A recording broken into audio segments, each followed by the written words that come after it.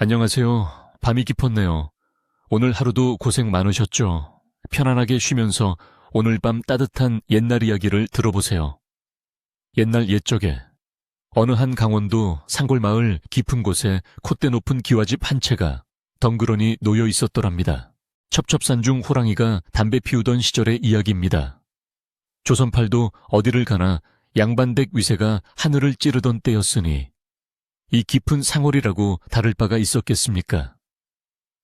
마을 어귀에서 바라보면 검은 기와지붕이 마치 거대한 짐승처럼 웅크리고 앉아 마을 사람들을 내려다보는 형상이었지요.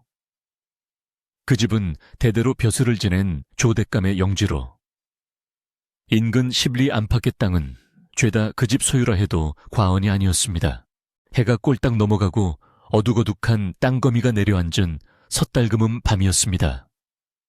살을 애는 듯한 칼바람이 문풍지를 사정없이 때리며 윙윙 귀신 울음소리를 내던 그런 밤이었지요.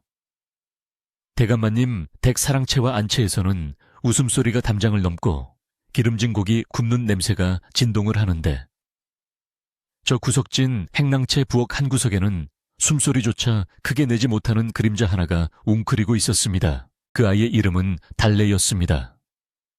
봄에 피는 향긋한 나물 이름을 가졌건만 아이의 인생은 그저 맵고 쓰기만 했습니다. 달래는 태어날 때부터 세상의 소리를 입 밖으로 내지 못하는 벙어리였습니다. 게다가 어릴 적 끔찍한 화마가 덮치는 바람에 왼쪽 얼굴 절반이 붉고 울퉁불퉁한 흉터로 뒤덮여 버리고 말았지요. 사람들은 달래를 보며 혀를 차거나 재수염 붙었다며 침을 뱉기 일쑤였습니다. 부엌 바닥에는 살얼음이 둥둥 떠있는 커다란 나무통이 놓여 있었습니다. 달래는 그 차가운 물에 빨갛게 언손을 담가 수북이 쌓인 녹그릇들을 닦고 있었습니다. 녹그릇은 닦아도 끝이 없었습니다. 잔치상에 올랐던 기름진 그릇들을 집수세미로 문지를 때마다 손가락 마디마디가 끊어질 듯 아려왔지만 달래는 입술을 꾹 깨물 뿐 신음소리 한 번 내지 않았습니다. 아니, 낼 수가 없었죠. 하소지 너네. 안채에서는 왁자지껄한 소리가 들려왔습니다.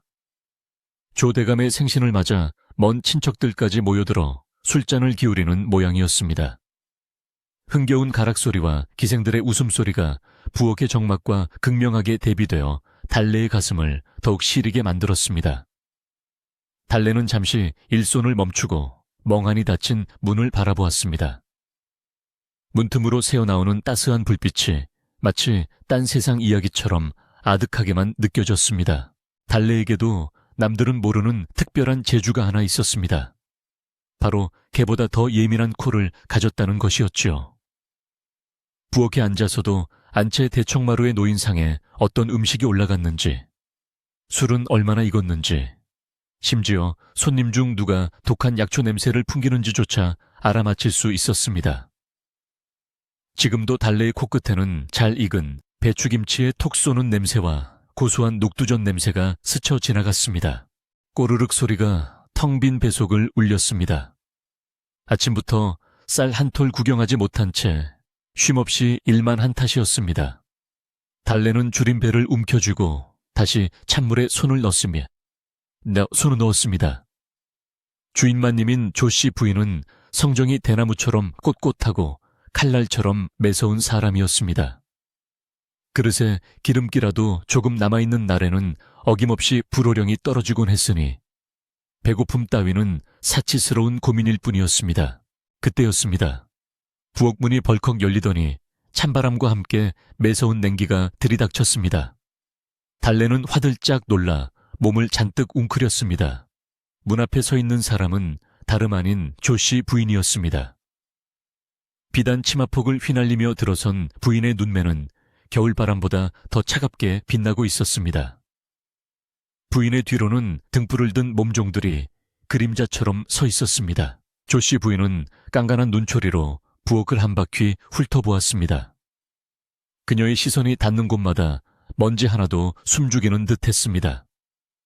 부인의 시선이 달래가 방금 닦아놓은 녹그릇 무더기에 멈췄습니다.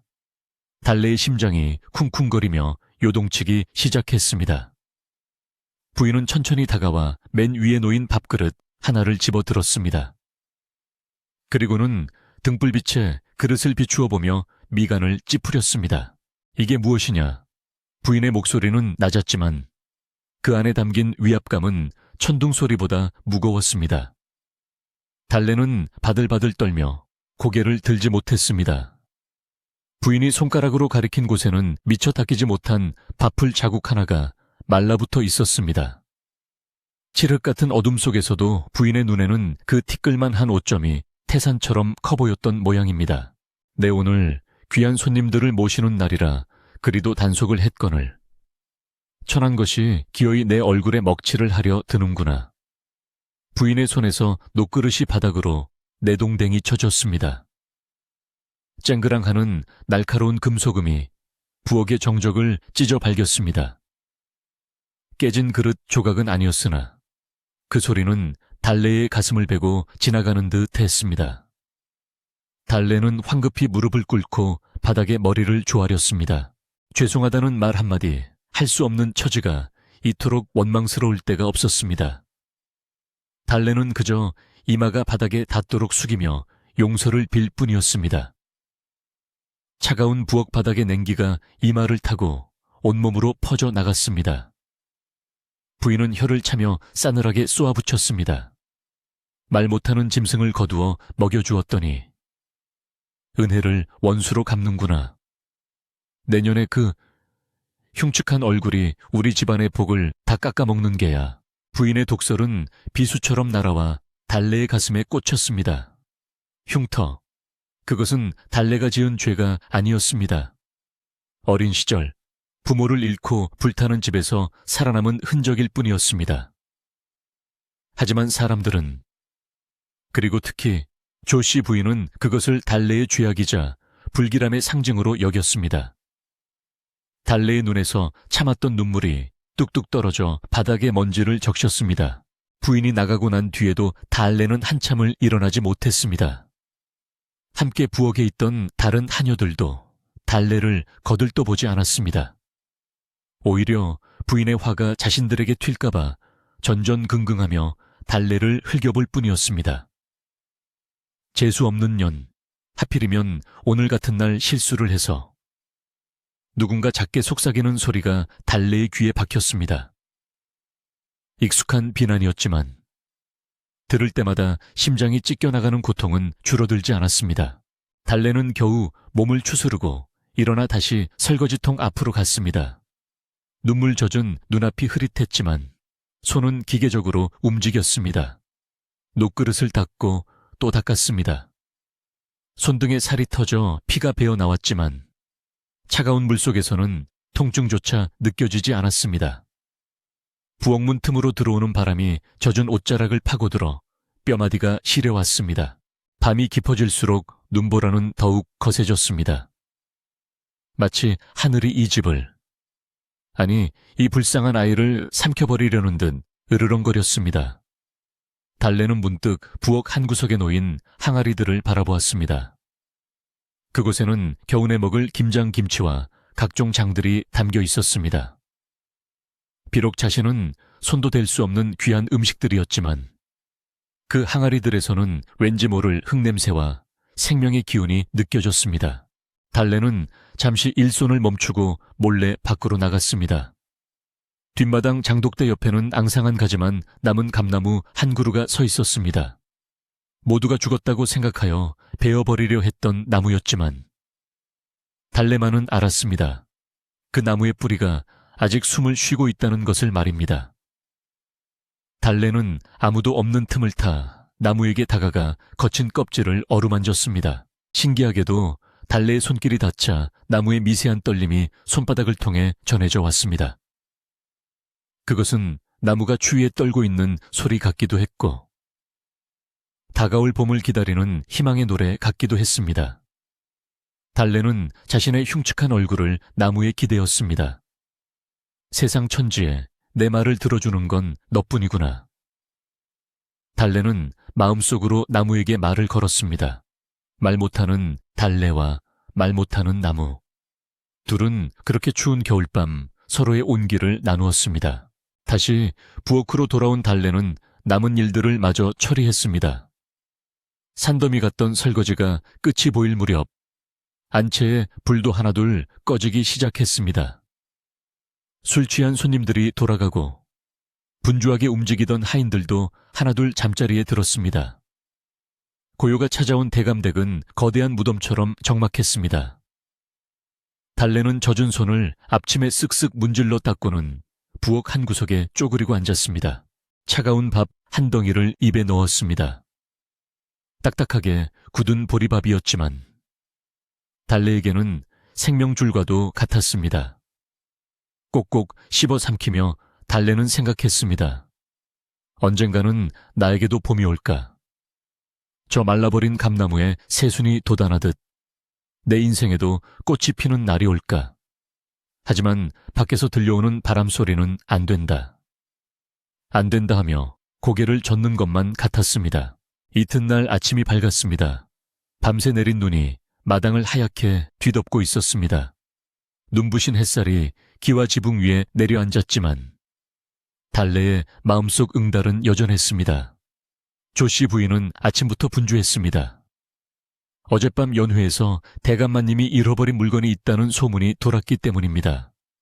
하인들은 삼삼오오 모여 수군거렸습니다. 귀한 것이라던데 도둑이 들었나 봐. 달래는 그저 묵묵히 마당을 쓸었습니다.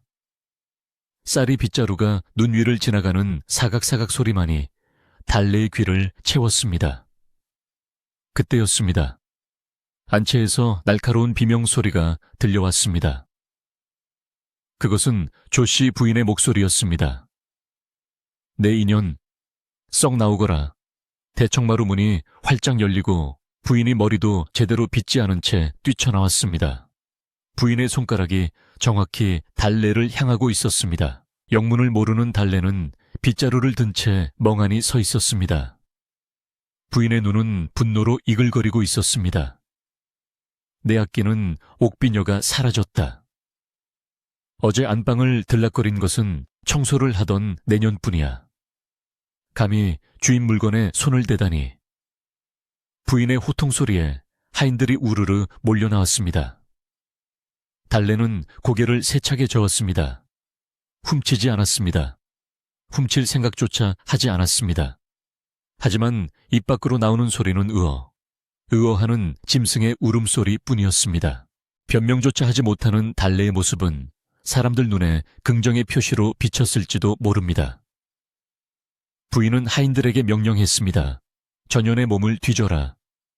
방구석까지 샅샅이 뒤져서 내 비녀를 찾아내. 억세게 생긴 남자 하인들이 달려들어 달래를 거칠게 붙잡았습니다. 달래는 필사적으로 몸부림쳤지만 역부족이었습니다. 달래의 낡은 옷가지들이 마당에 내팽개쳐졌습니다. 다 닳아서 구멍난 저고리, 색바랜 치마. 그 어디에도 옥비녀 따위는 없었습니다. 하지만 부인의 분노는 가라앉지 않았습니다. 어딘가 숨겨두었겠지. 전연이 번거리 흉내를 내더니 이제는 도둑질까지 배워 내 집안의 도둑녀는 절대 둘 수 없다. 멍석을 말아라. 달래는 공포에 질려 눈을 크게 떴습니다. 멍석말이. 그것은 죽을 만큼 매를 맞는 형벌이었습니다. 아니요, 아닙니다. 제발 믿어주세요. 달래는 마음속으로 처절하게 외쳤지만 그 소리는 누구에게도 닿지 않았습니다. 억센 손길이 달래를 거적에 말아 묶었습니다. 몽둥이가 허공을 가르며 날아들 때마다 둔탁한 소리와 함께 뼈가 부서지는 듯한 고통이 전해졌습니다. 살려주세요. 잘못했습니다. 훔치지 않았지만 잘못했습니다. 제발 때리지 마세요. 달래는 소리 없는 비명을 지르며 의식을 잃어갔습니다. 차가운 눈바닥 위로 붉은 선혈이 배어나왔습니다. 징벌이 끝났을 때 달래는 너덜너덜해진 거적 속에서 짐승처럼 헐떡이고 있었습니다. 부인은 차가운 눈으로 달래를 내려다보며 말했습니다. 당장 이 집에서 나가거라. 내 눈에 띄면 그땐 정말 뼈도 못 추릴 줄 알아라. 부인의 명령 한마디에 달래는 짐승처럼 질질 끌려 대문 밖으로 내동댕이 쳐졌습니다. 쾅 하고 닫히는 대문 소리가 마치 세상의 끝을 알리는 종소리처럼 들렸습니다. 눈보라가 다시 휘몰아치기 시작했습니다. 피투성이가 된 채 눈밭에 버려진 달래. 그녀가 가진 것은 아무것도 없었습니다. 찢어진 옷 한 벌과 억울함으로 얼룩진 마음뿐이었습니다. 달래는 흐릿해지는 의식 속에서 대문을 바라보았습니다. 어릴 적부터 뼈가 부서져라 일해온 집이었습니다. 멸시와 천대를 받으면서도 이곳이 아니면 갈 곳이 없어 버텨왔던 세월이었습니다. 그런데 이제는 정말 끝이었습니다. 몸을 일으킬 힘조차 남아있지 않았습니다.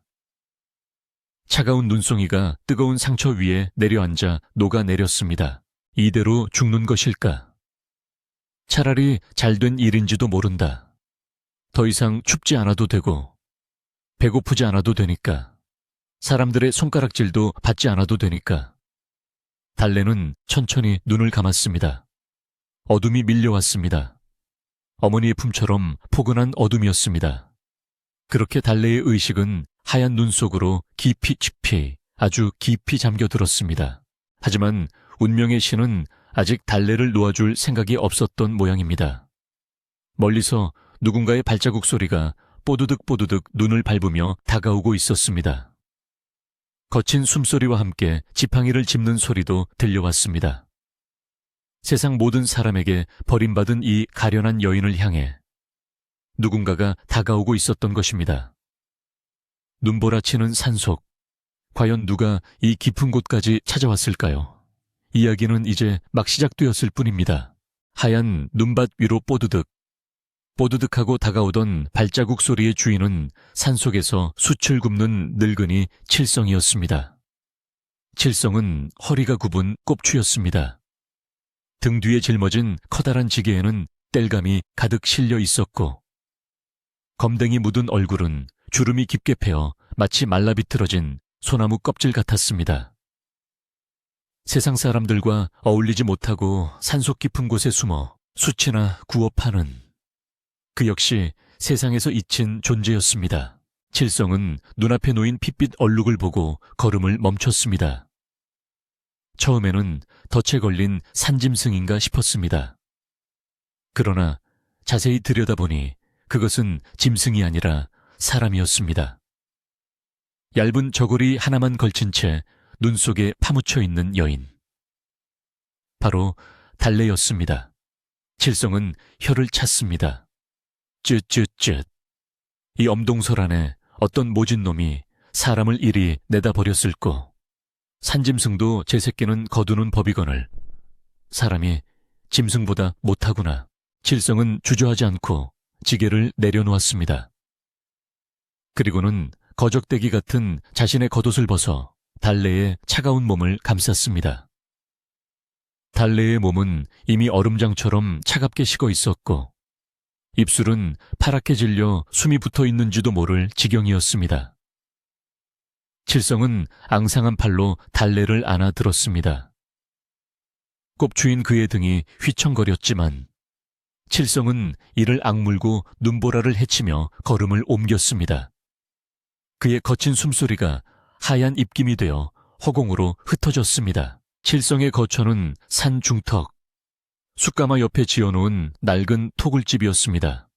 흙과 돌로 얼기설기 지은 집이었지만 숯가마의 열기가 배어 있어 훈훈했습니다.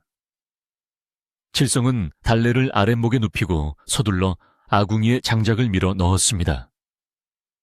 타닥타닥, 장작 타는 소리와 함께 방 안에 온기가 돌기 시작했습니다. 칠성은 달래에 언손과 발을 마른 수건으로 문지르며 피가 돌게 했습니다. 그의 손은 투박하고 거칠었지만 그 손길만은 어머니의 약손처럼 부드러웠습니다. 얼마나 시간이 흘렀을까요? 달래는 희미한 온기를 느끼며 눈을 떴습니다. 낯선 천장이 보였습니다. 그 으름이 잔뜩 낀 석가래와 흙벽이 눈에 들어왔습니다. 이곳은 저승인가? 지옥이 이리 따뜻할 리는 없는데. 달래는 몽롱한 정신으로 생각했습니다. 그때 구수한 냄새가 코끝을 자극했습니다. 쌀을 푹 끓인 미음 냄새였습니다. 달래가 고개를 돌리자 화로 앞에 앉아 무언가를 적고 있는 노인의 뒷모습이 보였습니다. 굽은 등이 마치 삼봉우리처럼 솟아 있었습니다. 달래가 인기척을 내자 노인이 천천히 뒤를 돌아보았습니다. 검댕이 묻은 얼굴 사이로 선한 눈매가 달래를 향했습니다. 정신이 드는가? 목소리는 걸걸했지만 따뜻함이 묻어 있었습니다. 달래는 겁에 질려 몸을 움츠렸습니다. 또다시 매를 맞을까? 쫓겨날까? 두려움이 앞섰기 때문입니다. 달래는 반사적으로 자신의 흉측한 얼굴을 손으로 가렸습니다. 칠성은 그런 달래의 마음을 꿰뚫어 보듯 껄껄 웃으며 손사래를 쳤습니다. 겁낼 것 없다. 여기는 상이신도 피해가는 숫쟁이 집이야. 너를 해칠 사람은 아무도 없느니라. 칠성은 김이 모락모락 나는 나무 그릇을 들고 달래에게 다가왔습니다. 자, 이걸 좀 들어라. 며칠을 굶었는지 뱃가죽이 등 가죽에 붙었더구나. 달래는 주저하며 그릇을 받아들었습니다. 하얀 쌀 미음이었습니다. 조대감댁 부엌에서 수없이 끓여보았지만 정작 자신은 한 번도 먹어보지 못한 귀한 음식이었습니다. 숟가락을 들 힘조차 없어 손을 떨자 칠성이 숟가락을 빼앗아 직접 미음을 떠서 달래의 입가에 가져다 주었습니다. 뜨거우니 천천히 삼켜라. 따뜻한 미음이 목구멍을 타고 넘어가는 순간 달래의 눈에서 왈칵 눈물이 쏟아졌습니다. 뱃속이 따뜻해지니 얼어붙었던 마음도 함께 녹아내리는 것 같았습니다. 달래는 소리 없이 눈물을 흘리며 받아먹었습니다. 한 숟가락, 두 숟가락. 그것은 단순한 음식이 아니었습니다. 생명이었고 위로였으며 세상이 아직 살만하다는 증거였습니다. 식사를 마친 후 칠성은 달래의 상처를 살폈습니다. 멍석마리를 당해 온몸이 피멍투성이었고 살같이 터진 곳도 많았습니다. 칠성은 산에서 캐온 약초를 지식여 상처에 발라주었습니다. 쓰라린 고통의 달래가 흠칫거렸지만 칠성은 주문을 외우듯 중얼거렸습니다. 아프지 말아라. 낫거라. 새살이 돋아라. 칠성의 손끝에서 전해지는 투박한 정성이 약초보다 더 깊이 스며들었습니다. 칠성은 달래의 얼굴에 있는 화상 흉터를 보고도 놀라지 않았습니다. 오히려 덤덤하게 말했습니다. 불이 핥고 지나간 자리로구나. 나도 숯을 굽다 보면 불에 대고 다치는 게 일상이지. 불은 무서운 놈이지만 또 사람을 살리는 게 불 아니더냐. 내 흉터는 부끄러운 게 아니다. 그 뜨거운 불길 속에서도 살아남았다는 훈장 같은 게지. 그 말은 달래의 가슴에 큰 파문을 일으켰습니다. 평생을 저주받은 흉터라 여겼고 사람들의 손가락질을 받게 한 원흉이었습니다. 그런데 이 노인은 그것을 훈장이라 불렀습니다. 살아남은 자의 증표라고 말해주었습니다. 달래는 난생 처음으로 자신의 얼굴을 가리지 않고 칠성을 똑바로 바라보았습니다. 칠성의 눈동자 속에는 혐오나 경멸 대신 깊은 연민과 이해가 담겨 있었습니다. 밤이 되자 산속의 바람은 더욱 거세졌습니다. 밖에서는 짐승들의 울음소리가 들려왔지만 토굴집 안은 고요하고 평온했습니다. 칠성은 화로 옆에 앉아 집신을 삼으며 도란도란 이야기를 건넸습니다. 자신이 젊었을 때 겪었던 일들, 산속 짐승들의 이야기, 숯을 구우며 깨달은 세상의 이치 같은 것들이었습니다. 달래는 말 한마디 할 수 없었지만 고개를 끄덕이거나 눈빛으로 대답하며 그의 이야기에 귀를 기울였습니다. 말을 못하는 개냐? 칠성이 조심스럽게 물었습니다. 달래가 슬픈 눈으로 고개를 끄덕이자 칠성은 고개를 끄덕이며 말했습니다. 괜찮다. 괜찮아. 세상에는 말로 해서 화를 부르는 일이 더 많은 법이다. 입을 닫으면 귀가 열리고 귀가 열리면 마음이 열리는 게지. 너는 남들이 듣지 못하는 소리를 들을 수 있을 게야. 달래는 칠성의 말을 곱씹어 보았습니다. 벙어리라고 무시당하던 서름이 조금은 씻겨 내려가는 듯 했습니다. 달래는 방구석에 놓인 숯 한 덩이를 바라보았습니다. 겉은 검고 보잘것없어 보이지만 그 안에는 뜨거운 불꽃을 품고 있는 숯. 어쩌면 자신도 저 숯과 같은 존재가 아닐까 하는 생각이 들었습니다. 며칠이 지나고 달래의 몸은 조금씩 회복되었습니다. 붓기가 빠지고 상처에 딱지가 앉기 시작했습니다. 기력을 차린 달래는 가만히 누워있지 않고 칠성을 돕기 시작했습니다. 방을 쓸고 닦고 아궁이에 불을 지피고 칠성의 해진 옷을 기워주었습니다. 비록 몸은 불편하고 말은 못했지만 달래의 손끝은 야무지기 그지없었습니다. 어느 날 오후 칠성이 숯감에서 숯을 꺼내는 날이었습니다. 달래는 칠성을 따라 가마 앞으로 갔습니다. 벌거벗은 듯한 겨울산의 풍경이 눈앞에 펼쳐졌습니다. 칠성은 가마 입구를 막았던 흙을 헐어내며 땀을 뻘뻘 흘리고 있었습니다. 달래는 옆에서 물을 떠다드리고 꺼낸 숯을 식히는 일을 거들었습니다. 작업이 끝나고 칠성은 거친 손으로 땀을 닦으며 달래를 불렀습니다. 이리 와 보거라. 칠성은 달래의 손을 잡고 자신의 손바닥 위에 올려놓았습니다. 두 사람의 손은 닮아 있었습니다. 칠성의 손은 숯검정으로 까맣고 굳은 살이 박여 있었고 달래의 손은 물일에 트고 갈라져 거칠었습니다. 보거라. 이 손을 칠성이 나직하게 말했습니다. 세상 양반들은 비단같이 고운 손을 귀하다 여기지만 나는 그렇게 생각하지 않는다. 흙을 만지고 불을 다루고 나무를 어루만진 이 거친 손이야말로 진짜 귀한 손이다. 너의 손을 보니 알겠구나. 너는 평생을 성실하게 살아온 아이야. 남을 속이거나 해할 줄 모르는 땅처럼 정직한 손이다. 달래는 자신의 손을 내려다보았습니다. 부끄러워서 늘 소매 속에 감추고 다녔던 손이었습니다. 하지만 칠성의 칭찬을 들으니 못생긴 자신의 손이 조금은 다르게 보였습니다. 노동의 흔적이 훈장이 되고 정직함의 증거가 될 수 있다는 것을 처음 알게 되었습니다. 달래의 입가에 옅은 미소가 번졌습니다. 그것은 흉터로 일그러진 얼굴을 환하게 밝히는 봄 햇살 같은 미소였습니다. 그날부터 달래와 칠성의 기묘한 동거가 시작되었습니다. 세상에서 버림받은 두 사람이 서로를 의지하며 산속 생활을 꾸려나갔습니다. 달래에게는 칠성이 아버지 같았고 칠성에게는 달래가 딸 같았습니다. 칠성은 달래에게 산에서 나는 약초와 버섯을 구별하는 법, 나무의 나이를 읽는 법, 바람의 냄새로 날씨를 맞추는 법을 가르쳐 주었습니다. 달래의 타고난 재능이 빛을 발하기 시작한 것도 이때부터였습니다. 달래는 유난히 예민한 후각으로 칠성도 찾지 못하는 귀한 약초를 찾아내곤 했습니다. 눈 덮인 땅속 깊이 숨어있는 더덕의 향기를 맡아내고 말라 죽은 나무 껍질 속에 숨은 상황버섯을 찾아냈습니다.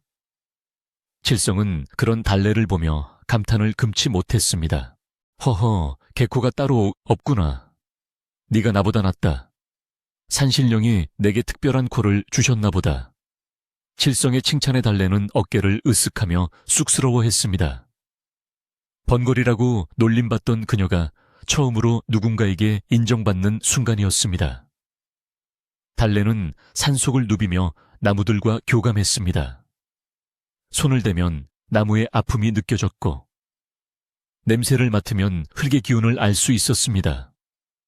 조대감 댁부엌에 갇혀 있을 때는 몰랐던 광활한 자연의 품속에서 달래의 영혼은 자유를 얻었습니다. 하지만 산속 생활이 마냥 평화로운 것만은 아니었습니다. 식량이 떨어질 때도 있었고 혹독한 추위가 몰아칠 때도 있었습니다. 그럴 때마다 달래와 칠성은 서로의 온기에 의지해 밤을 지새웠습니다. 칠성은 밤마다 옛날 이야기를 들려주었습니다. 호랑이 이야기, 도깨비 이야기, 착한 사람이 복을 받는 이야기들. 달래는 그 이야기들을 들으며 꿈을 꾸었습니다. 언젠가는 자신에게도 복이 찾아올 것이라는 희망을 품게 되었습니다. 그러던 어느 날 밤이었습니다. 잠자리에 들었던 칠성이 심하게 기침을 하기 시작했습니다. 평소에도 숯가루를 많이 마셔 기침이 잦았지만 이번에는 달랐습니다. 쿨럭쿨럭. 가슴을 쥐어뜯는 듯한 기침 소리가 멈추지 않았습니다. 칠성의 얼굴은 붉게 달아올랐고 숨소리는 거칠어졌습니다. 열이 불덩이처럼 끓어올랐습니다. 달래는 당황하여 어쩔 줄을 몰랐습니다.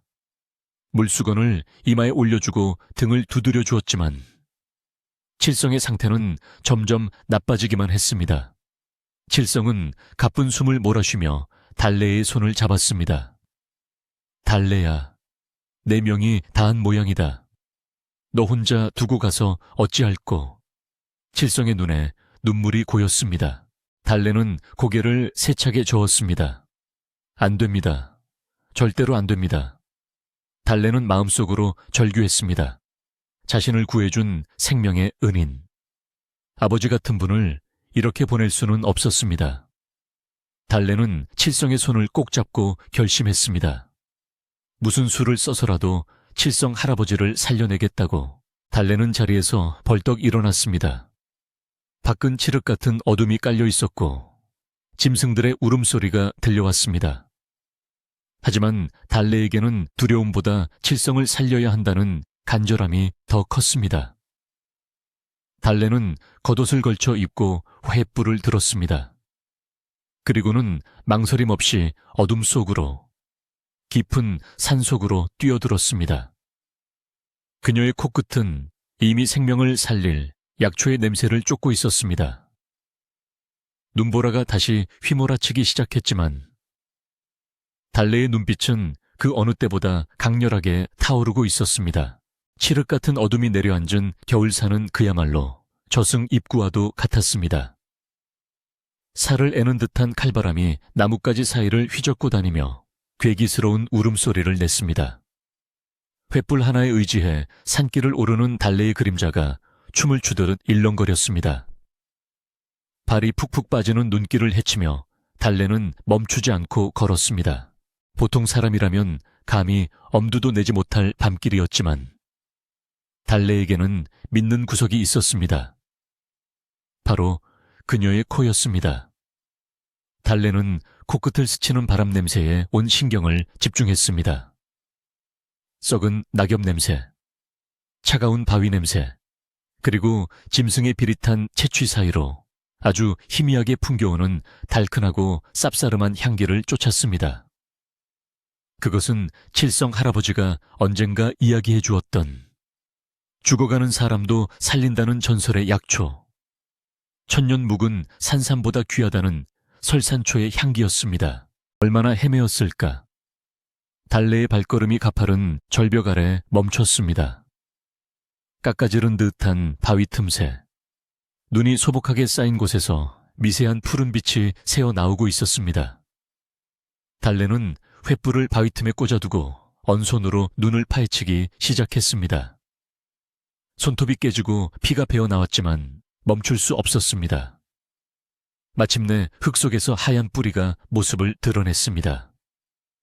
마치 어린아이의 형상을 한 그 뿌리에서는 은은한 광채와 함께 신비로운 향이 뿜어져 나왔습니다. 달래는 떨리는 손으로 귀한 약초를 캐내어 품에 안았습니다. 돌아오는 길은 갈 때보다 더 험난했습니다. 눈보라가 거세져 한치 앞을 분간하기 힘들었고 늑대들의 울음소리가 점점 가까워졌습니다. 하지만 달래는 품속에 약초를 지키기 위해 온몸을 웅크린 채 굴러떨어지듯 산을 내려왔습니다. 그녀의 머릿속에는 오직 하나, 칠성 할아버지를 살려야 한다는 일념뿐이었습니다. 토굴집으로 돌아온 달래는 젖은 옷을 갈아입을 새도 없이 약탕관을 불 위에 올렸습니다. 캐온 약초를 정성스럽게 씻어 넣고 자신의 손가락을 깨물어 피 한 방울을 떨어뜨렸습니다. 간절한 기도가 하늘에 닿기를 바라는 마음이었습니다. 약이 끓으면서 방 안가득 그윽한 향기가 퍼져 나갔습니다. 그 향기는 맡기만 해도 막힌 가슴이 뚫리는 듯 상쾌하고 신비로웠습니다. 사경을 헤매던 칠성의 입에 숟가락으로 조심스럽게 약물을 흘려 넣었습니다. 한 모금, 두 모금, 목구멍으로 약이 넘어가자 칠성의 거친 숨소리가 조금씩 잦아들기 시작했습니다. 불덩이 같던 이마의 열도 거짓말처럼 식어갔습니다. 달래는 칠성의 손을 잡고 밤새 곁을 지켰습니다. 새벽 달기 울 무렵 칠성이 깊은 잠에서 깨어나 눈을 떴습니다. 그의 눈동자는 맑게 개어 있었고 꽉 막혀 있던 기침 소리도 사라져 있었습니다. 이게 무슨 향기냐? 내 몸이 깃털처럼 가볍구나. 칠성은 믿기지 않는 표정으로 자신의 가슴을 쓸어내렸습니다. 달래가 빈 약탕관을 보여주자 칠성의 눈이 휘둥그레졌습니다.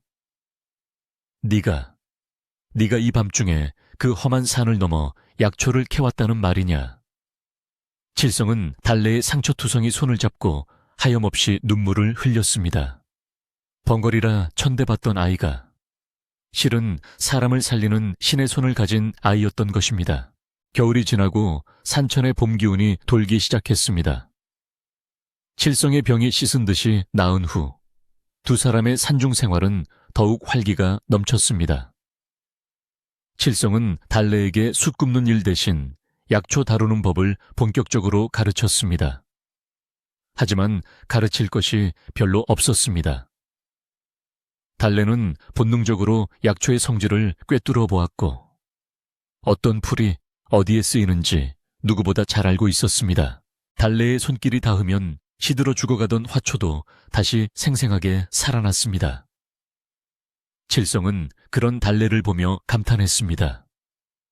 너는 숫쟁이의 딸로 살 인물이 아니다. 너는 하늘이 내린 의원으로 살아야 할 운명이야. 달래는 수줍게 웃으며 고개를 저었지만 그녀의 마음속에서도 무언가 새로운 희망이 싹트고 있었습니다. 자신이 쓸모없는 존재가 아니라 누군가에게 도움이 될 수 있다는 사실이 가슴 벅차게 다가왔습니다. 그러던 어느 날 평화롭던 산골 마을에 불길한 소문이 돌기 시작했습니다. 아랫마을에 괴이한 역병이 돌고 있다는 것이었습니다. 멀쩡하던 사람들이 갑자기 고열에 시달리다 쓰러지고 온몸에 붉은 반점이 돋아나며 피를 토한다는 무시무시한 병이었습니다. 의원들이 침을 놓고 탕약을 써보았지만 소용이 없었습니다.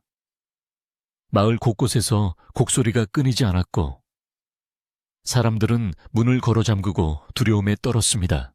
역병은 신분의 고하를 가리지 않았습니다. 조대감의 으리으리한 기와집 담장도 병마를 막지는 못했습니다.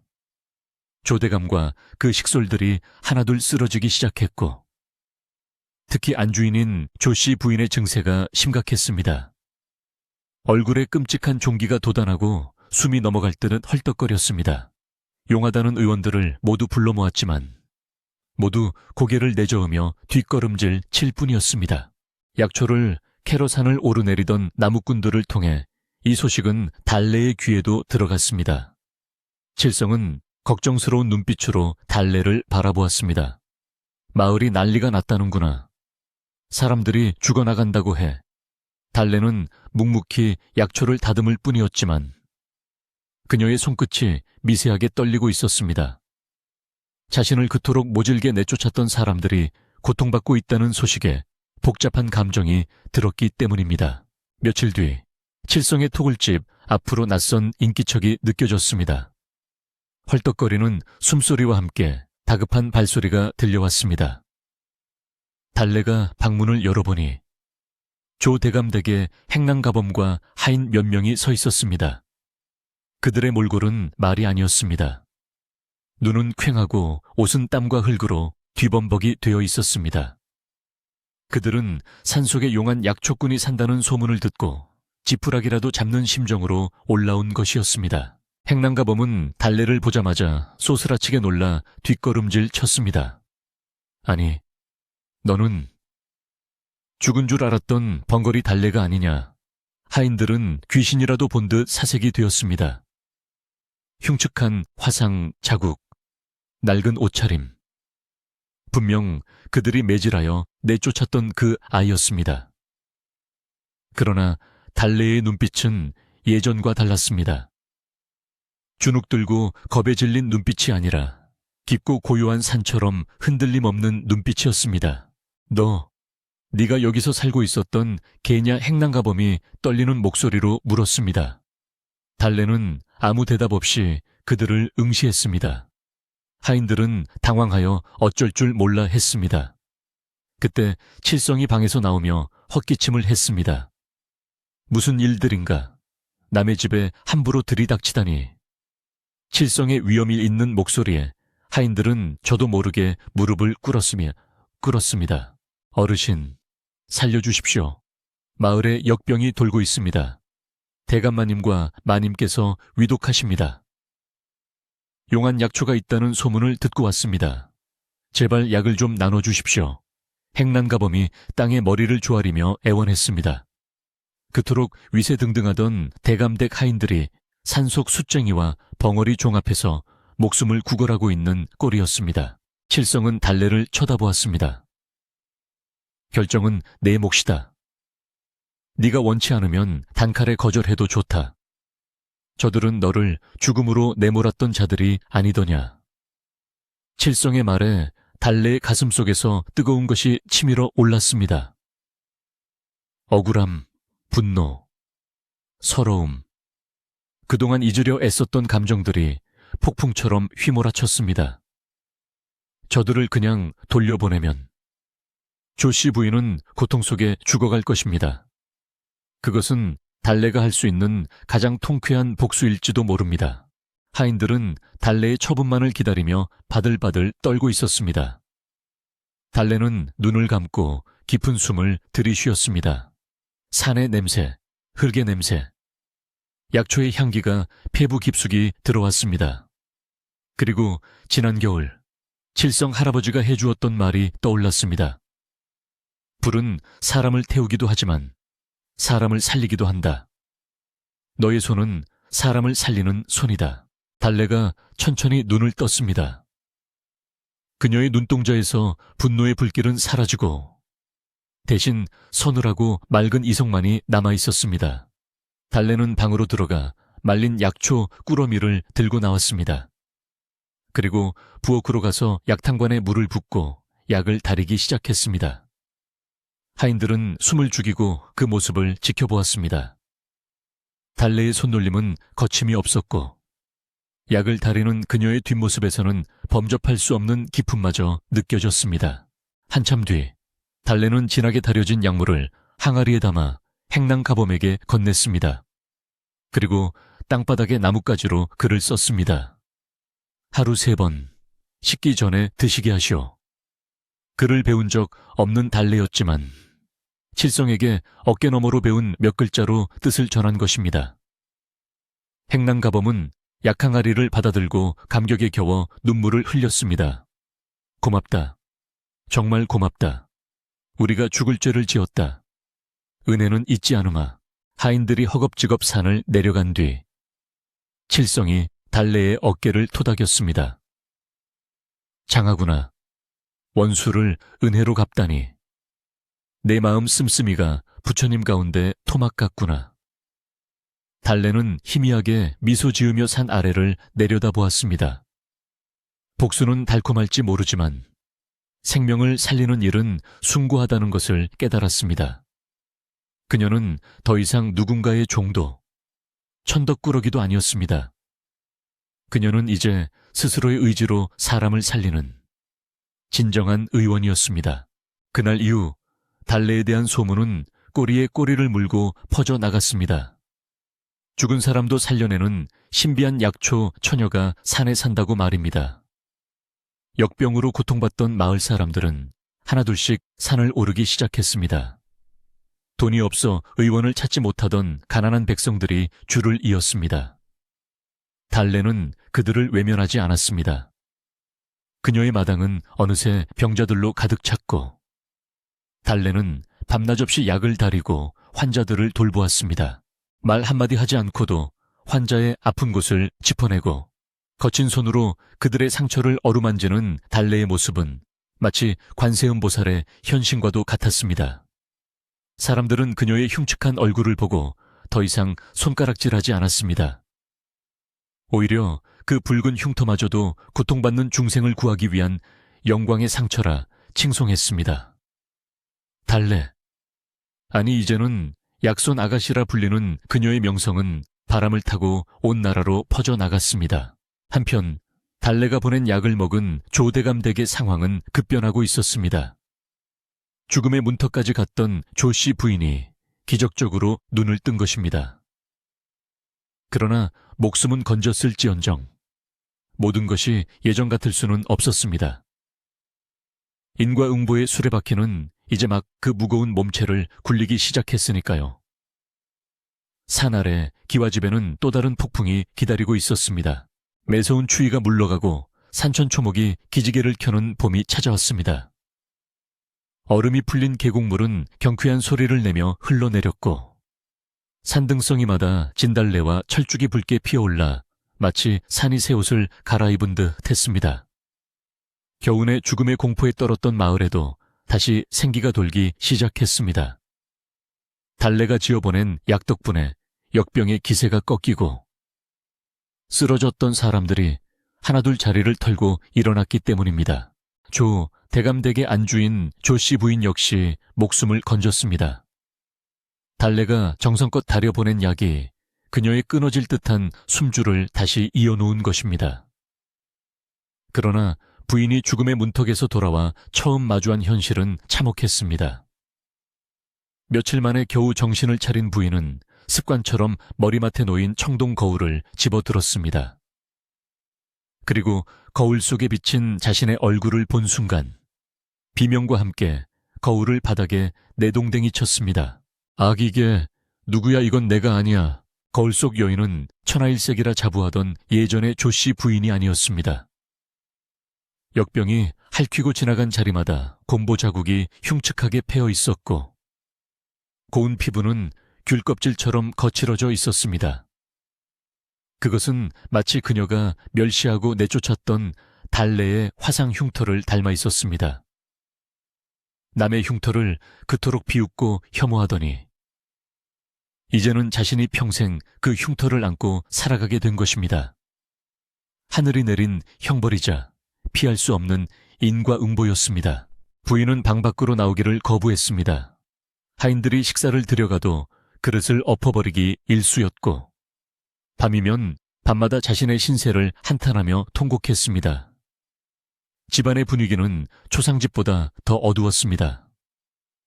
설상가상으로 가세마저 급격히 기울기 시작했습니다.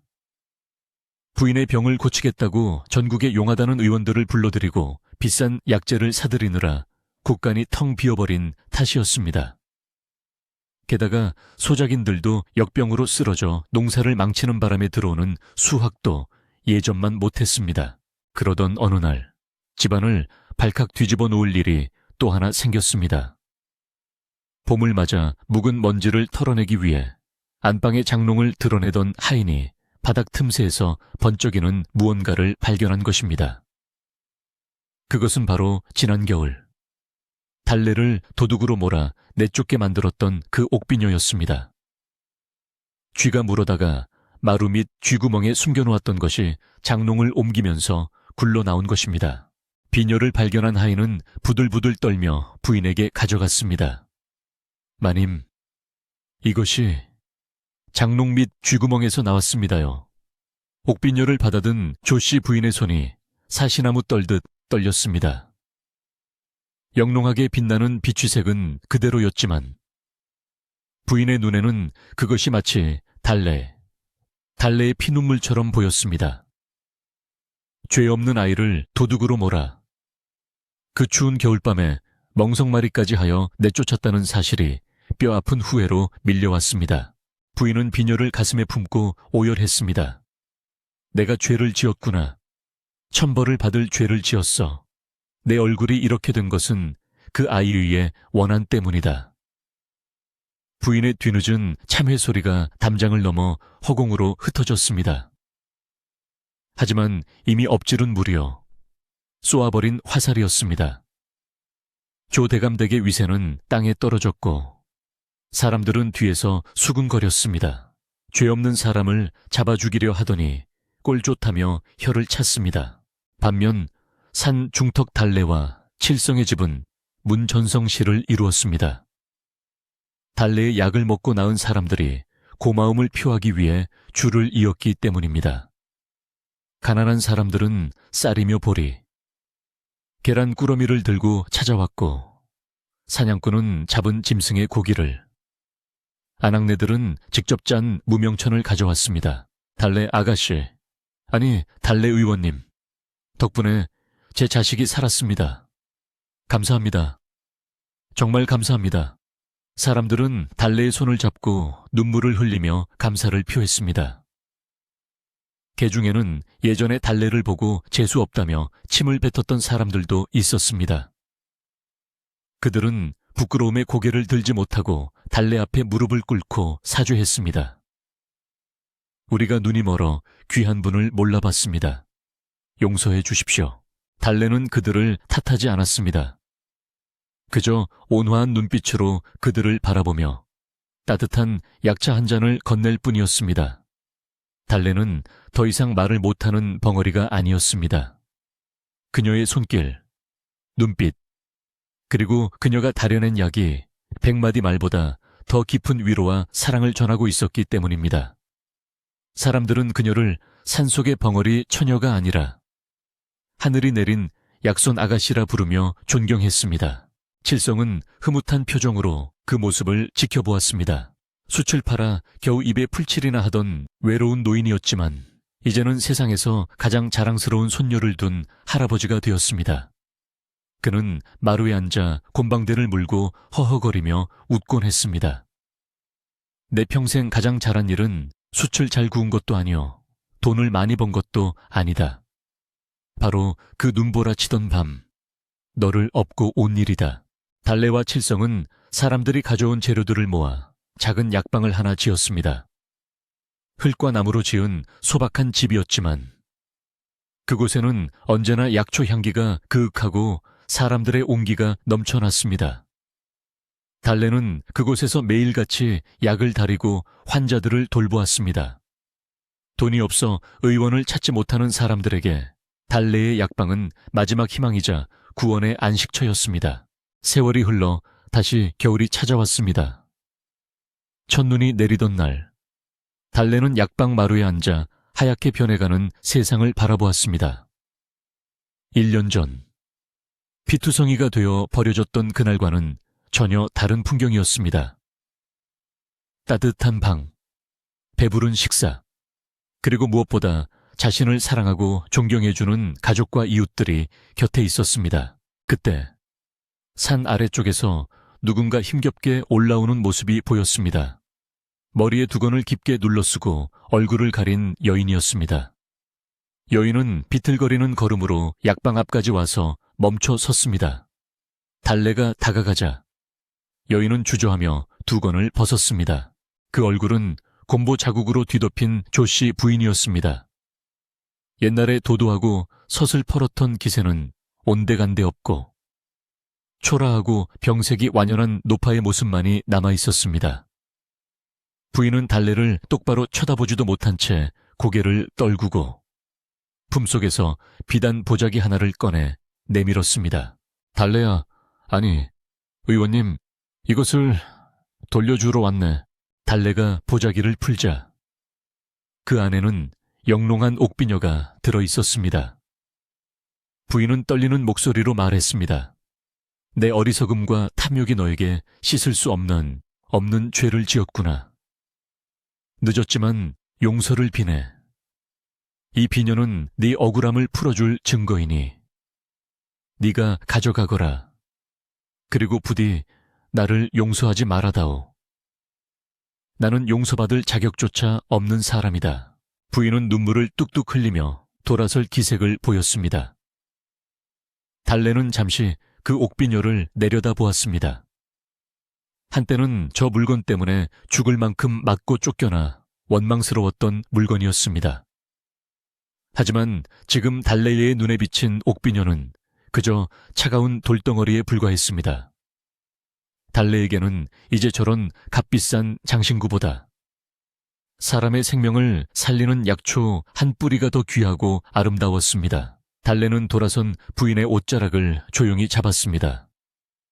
그리고 옥비녀를 다시 부인의 손에 쥐어주었습니다. 부인이 놀란 눈으로 달래를 쳐다보았습니다. 달래는 부드러운 미소를 지으며 고개를 가로저었습니다. 필요 없습니다. 저는 이미 더 귀한 것을 가졌으니까요. 달래의 눈빛은 그렇게 말하고 있었습니다. 달래는 부인의 거칠어진 손을 잡고 약방 안으로 이끌었습니다. 그리고 따뜻한 차를 한 잔 대접하고 부인의 흉터에 바를 고약을 챙겨주었습니다. 그것은 복수가 아닌 진정한 승리자의 아량이었고 의원으로서 병자를 대하는 자비심이었습니다.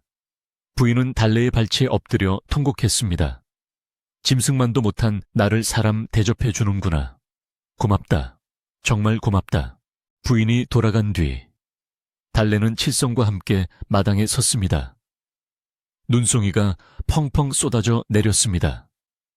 달래는 하늘을 올려다보며 깊은 숨을 들이마셨습니다. 차가운 공기 속에 섞여 있는 희망의 냄새가 느껴졌습니다. 달래가 세상 사람들의 무시와 천대를 견디고 죽음의 고비를 넘겨 결국 손에 넣은 것은 무엇이었을까요? 그것은 값비싼 옥비녀도 아니었고 대감되게 재물도 아니었습니다. 그것은 바로 자기 자신에 대한 믿음, 그리고 세상을 사랑으로 품을 수 있는 넓은 마음이었습니다. 흉측한 외모 뒤에 숨겨져 있던 보석 같은 영혼이 마침내 세상 밖으로 나와 빛을 발하게 된 것입니다. 먼 훗날까지 강원도 산골 마을에는 전설 같은 이야기가 전해져 내려왔습니다. 얼굴에는 붉은 흉터가 있지만 그 손길이 닿으면 죽어가던 사람도 살아난다는 신비한 의녀의 이야기. 그녀가 머무는 산속 오두막은 언제나 봄날처럼 따뜻했고 그곳을 찾는 사람들은 병만 낫는 것이 아니라 마음의 상처까지 치유받고 돌아갔다고 합니다. 이야기는 여기까지입니다. 밤이 많이 깊었네요. 밖에는 아직도 눈이 내리고 있습니다. 하지만 걱정 마세요. 아무리 추운 겨울도 언젠가는 반드시 봄에게 자리를 내어주는 법이니까요. 여러분의 삶에도 달래와 같은 따뜻한 봄날이 찾아오기를 바라며 늙은 이야기꾼은 이만 물러가겠습니다. 부디 편안한 밤 되시길.